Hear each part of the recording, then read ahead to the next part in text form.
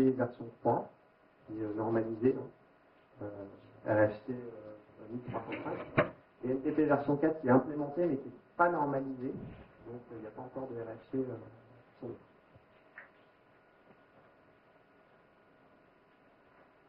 Voilà. Alors, comment fonctionne maintenant d'un point de vue, on va dire, infrastructure NTP? NTP, c'est un système qui est assez hiérarchisé, parce que vous vous rendez compte que si tout le monde, pour son PC desktop, interrogeait la même horloge atomique, il y aurait un petit problème d'un point de vue latence et d'un point de vue charge sur cette horloge-là, qui serait tout de suite saturé. Donc comment ça fonctionne? En fait, on va trouver un certain nombre d'horloges atomiques dans le monde, il y en a quand même plusieurs milliers, et ça va être étagé, c'est-à-dire qu'on va avoir des serveurs NTP, ce qu'on appelle de couche 1, qui vont être directement connectés à des horloges atomiques. Et il y en a qu'un faible nombre, c'est réservé à des gens qui en ont réellement besoin.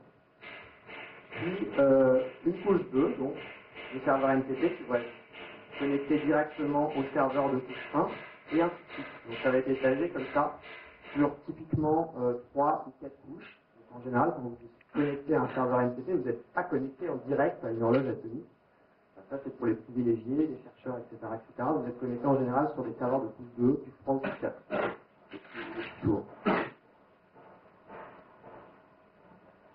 Voilà. Et puis, si vous voulez faire l'acquisition d'une horloge atomique, prévoyez un petit peu de place dans votre placard. Ça, c'est l'horloge atomique de l'Observatoire de la navale américaine. Assez imposant, matériel. Bon, on a vu comment se caler maintenant proprement à l'heure, avec quel outil, quel protocole, quel moyen. Maintenant, il s'agit d'examiner comment on va pouvoir faire la mesure distante de l'heure d'une machine. Pour ça, je n'ai pas inventé la poudre. Il y a deux façons de procéder. Il y a une façon plutôt active de faire les choses, une mesure active, qui est par ICMP. C'est simplement le fait d'envoyer des requêtes ICMP timestamp. Donc c'est des paquets ICMP de type 13 code 0. Et si les paquets ICMP timestamp sont acceptés par la cible va me répondre un ICMP timestamp reply, donc ICMP type 14, code 0. Et qu'est-ce qu'on va trouver dans ce paquet? On va trouver un champ principalement avec non pas la date et l'heure auquel la machine est réglée, mais le nombre de secondes écoulées depuis minuit. D'accord? Donc, je ne peux pas connaître la date à laquelle est réglée la machine, mais simplement le nombre de secondes et de millisecondes, parce que la résolution est en millisecondes en fait, le nombre de millisecondes, si vous préférez, écoulées depuis minuit sur l'horloge système du système distant. Voilà, horloge système, donc horloge système. Donc ça va bien marcher, on va dire, sur les systèmes Windows, qui par défaut, firewall désactivé oblige, vont répondre à ces requêtes ICMP.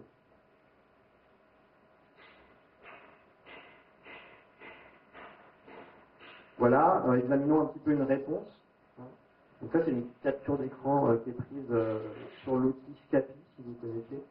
C'est un framework Python dédié à tout ce qui est analyse réseau, détection réseau. Donc voilà une réponse ICMP, juste la couche ICMP du paquet de réponses. Voilà, donc vous avez un ICMP de type timestamp reply, donc type 14, en numérique, code 0. Voilà. Vous avez le TS ORI, qui est le nombre de millisecondes écoulées donc depuis minuit, mais de la source, donc de la machine qui a fait la requête. D'accord.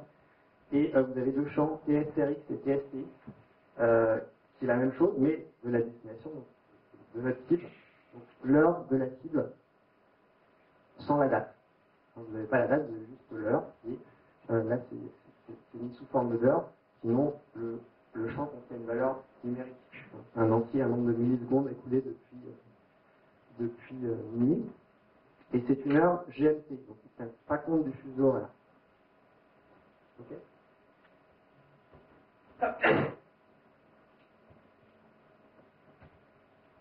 Donc ça, c'est la façon active de faire la mesure. Donc évidemment, il y a une interaction avec la cible. Donc la cible peut repérer la mesure ou la tentative de fingerprint. On peut faire ça de façon complètement passive ou semi-active. Là, vous avez le choix de le faire de façon passive ou active en TCP.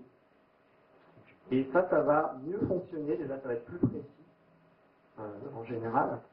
Et ça va mieux fonctionner sur des systèmes de type Linux parce que, comme vous le savez, les TCP timestamps sous Linux sont activés par défaut. Enfin, c'était le cas j'ai regardé dernièrement sur les distributions Ubuntu, Debian. Les timestamps TCP sont activés par défaut. D'accord? Donc, vous avez le choix d'utiliser les TCP timestamps soit de façon passive, TCP, un TCP SYN par exemple, et vous observez la réponse, notamment si elle contient un TCP timestamp. Voilà. Ce TCP timestamp, qu'est-ce qu'il va contenir exactement? Il ne va pas contenir l'heure à laquelle est réglée la machine, contrairement au paquet XMP, mais il va contenir en fait une heure qui est proportionnelle à l'uptime de la machine. Donc vous n'avez aucune idée en fait de l'heure à laquelle est réglée la machine, puisque vous avez juste une idée de son uptime. Mais comme on va faire des mesures d'écart, on va uniquement calculer sur des différences de temps, des déviations de temps. Donc ça nous conviendra tout à fait. On n'a absolument pas besoin de